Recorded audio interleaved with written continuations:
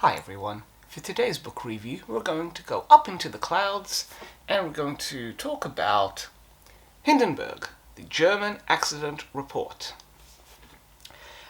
This is a literal translation by Alastair Reid. And for those of you who are familiar with airships, you may be familiar with Alastair Reid. He has, over the past couple of years, translated a lot of original German books and texts about airships, and you can find many of them on, I believe it's lulu.com, and you can access his books from there. As the title says, this is quite literally a copy of the German accident report into the loss of the airship Hindenburg.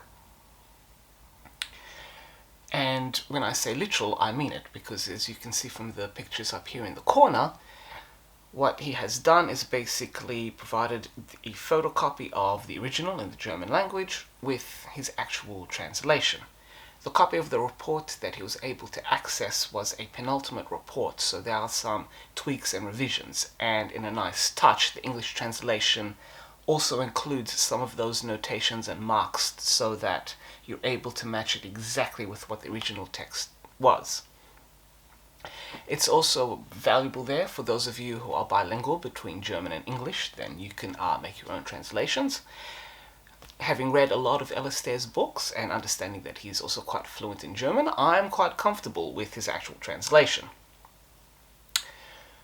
The report goes into incredible amount of technical detail trying to understand the source of ignition, so to understand what on earth caused the Hindenburg to explode so dramatically on the 6th of May 1937.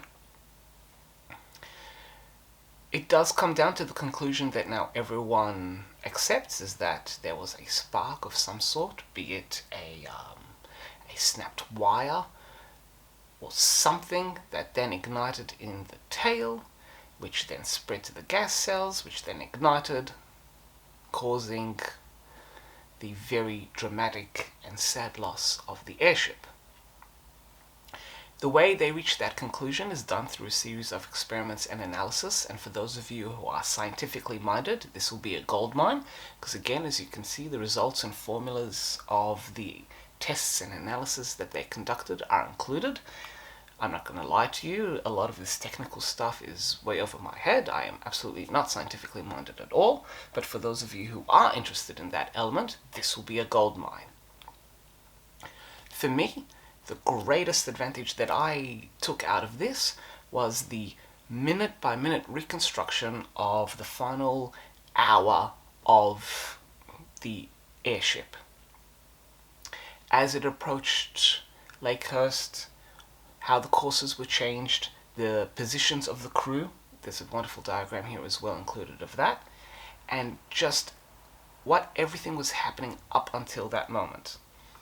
That incredibly detailed reconstruction for me was the most useful element.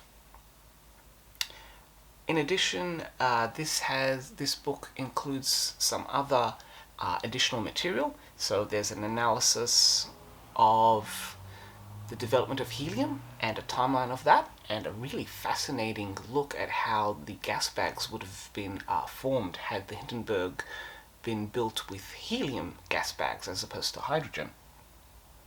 There's also an account of the pilot and his observations, not only approaching Lakehurst, but also the disaster and how he was able to survive. This book is for airship and in particular Hindenburg enthusiasts. If you have just a passing interest in airships, then there's plenty of other books, and in particular the relatively recent volume, the airship Hindenburg, would be your main go-to text. But for those of you who are fascinated about the loss of the Hindenburg, who are scientifically intrigued about the mechanics and the chemical elements that caused the explosion, this is an absolute goldmine. And as I just said, if this is what you love and this is where your focus lies, then do hunt this book down, because it is fantastically detailed. Just like modern accident reports, they have a discussion of what led up to the event, followed by a detailed analysis of different theories, which are then either progressively ruled out or left open, depending on the evidence available, followed by a conclusion.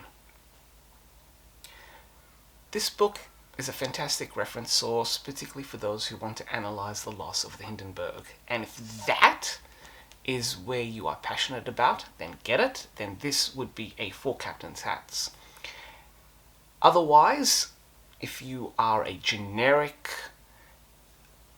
interest, let me reword that. Otherwise, if you have a generic interest in the Hindenburg and airships, then as I mentioned earlier, check out the other more broad texts, because this gets quite technical. So there you have it. Enough with the technicalities. Four captain's hats for the enthusiasts for Hindenburg, the German accident report. And if there are any other books about airships, zeppelins, let me know in the comments below. I do have an entire section in another library, and I can dig those books out for you. So until next time, enjoy and happy reading, everyone.